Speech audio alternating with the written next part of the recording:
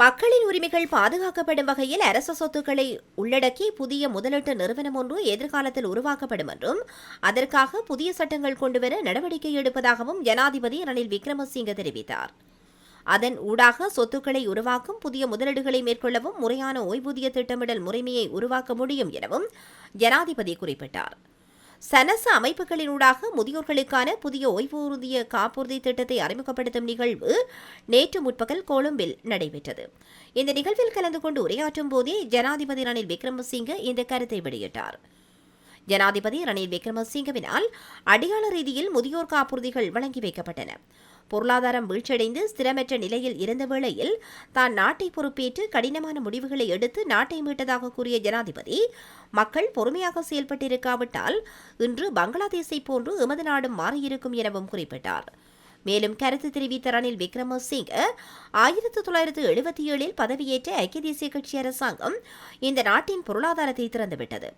அதன்படி புதிய நிறுவனங்கள் மற்றும் புதிய வணிகங்களை உருவாக்க ஒவ்வொரு குழுவும் முன்வந்தன. அன்றைய தினம் சனச இயக்கத்தை ஆரம்பிக்க PA கிரிவர்தனிய முன்வந்தார். அதன்படி இந்த திட்டத்தை சட்டப்பூர்வமாக்க நடவடிக்கை எடுக்கப்பட்டது. இந்த நாட்டின் அனைத்து மக்களுக்கும் உற்பத்தி மற்றும் விநியோகம் பிரிக்கப்பட வேண்டும் என்ற பிரேரணை 1962 டட்லி சேனாநாயக்கா மற்றும் JR ஜெயவர்தன ஆகியோரால் கொண்டுவரப்பட்டன.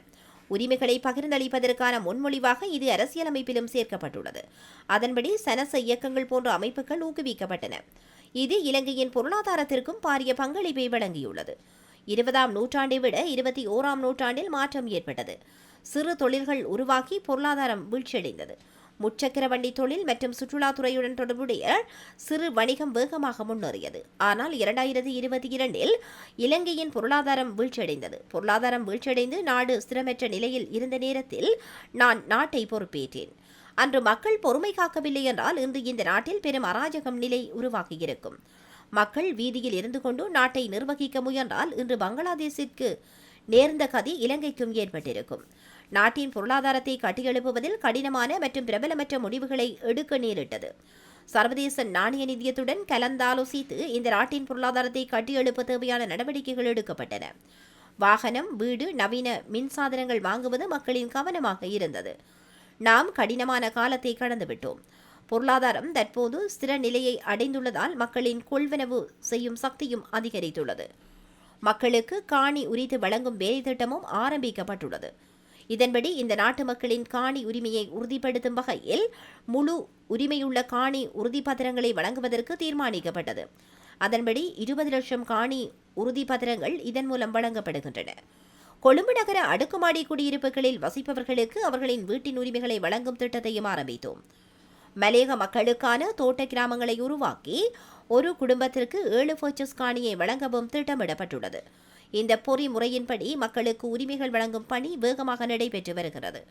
மேலும் குறைந்த வருமானம் பெறுகின்றவர்களுக்கு இலகு வட்டியில் வீட்டுக்கடன் வழங்குவது குறித்தும் கவனம் செலுத்தப்பட்டு வருகிறது. இதுவரை ஊழியர் சேம நிதியம் மற்றும் ஊழியர் நம்பிக்கை நிதியம் போன்றவற்றின் நிதி பிணைமுறை பத்திரங்களை வாங்க பயன்படுத்தப்பட்டது. இப்போது நாம் முன்னெடுக்கும் வேலை திட்டத்தின்படி அரசு செலவுகள் குறைக்கப்பட்டுள்ளன. அரச வருமானத்தை அதிகரிக்க திட்டமிடப்பட்டுள்ளது. வருமானம் அதிகரிக்கும் போது பிணைமுறை பத்திரங்களை வாங்க ஊழியர் சேம நிதிய பணம் தேவையில்லை. அந்த நிதியை முதலீட்டுக்கு பயன்படுத்துவது குறித்து கலந்துரையாடப்பட்டு வருகிறது. இதுகுறித்து தொழிற்சங்கங்கள் மற்றும் முதலாளிகளுடன் கலந்துரையாட எதிர்பார்க்கப்படுகின்றது. எதிர்காலத்தில் அரசாங்க சொத்துக்களில் இருந்து முதலீட்டு நிறுவனம் ஒன்றை நிறுவவும் எதிர்பார்க்கப்படுகின்றது. நோர்வே, கட்டார், சிங்கப்பூர் போன்ற நாடுகளும் அரச வருமானத்தின் மூலம் கிடைக்கும் லாபத்தை நலன்புரி பணிகளுக்காக பயன்படுத்த இவ்வாறானதொரு நிறுவனத்தை உருவாக்கியுள்ளன. அதன் மூலம் மக்களின் உரிமை பாதுகாக்கப்படும். இவ்வாறானதொரு சமூக முதலீட்டு திட்டத்தை இந்த சனச இயக்கமும் செய்து வருகிறது என்பதை கூற வேண்டும். இந்த வகையான சமூக முதலீட்டு முறை பல்வேறு சேவை கூட்டுறவு சங்கங்களால் மேற்கொள்ளப்படுகின்றது. இதற்கு புதிய சட்டங்கள் கொண்டு வருவது அவசியமாக உள்ளதுடன் டென்மார்க், ஸ்வீடன் ஆகிய நாடுகளில் நடைமுறையில் உள்ள சட்டங்களை ஆராய்ந்து அந்த சட்டங்கள் தயாரிக்கப்பட வேண்டும். இதன் மூலம் முதலீடுகள் அல்லது ஓய்வூதிய திட்டங்களையும் முன்னெடுக்கலாம். புதிய டிஜிட்டல் பொருளாதாரத்தில் பிரவேசிக்கும் இளம் தொழில் முனைவோருக்கு ஒரு தனியான சனச இயக்கத்தை உருவாக்க வேண்டும். விவசாயத்துறையையும் மீன்பிடித்துறையையும் நவீனமயமாக்குவதன் மூலம் பொருளாதாரத்தை திறம்பட மேம்படுத்த முடியும். அதற்கெல்லாம் முன்மாதிரியாக சனச கட்டமைப்பு இருந்தது என்பதை கூறிக்கொள்ள விரும்புகிறேன். சனச சங்கங்கள் மழைக்கு பிடிக்கும் குடையை போன்றது, தலைக்கு மேலுள்ள கூரை போன்றது. இந்த செயல்பாடுகளுக்கு தொடர்ந்து ஆதரவு வழங்க எதிர்பார்க்கின்றேன்.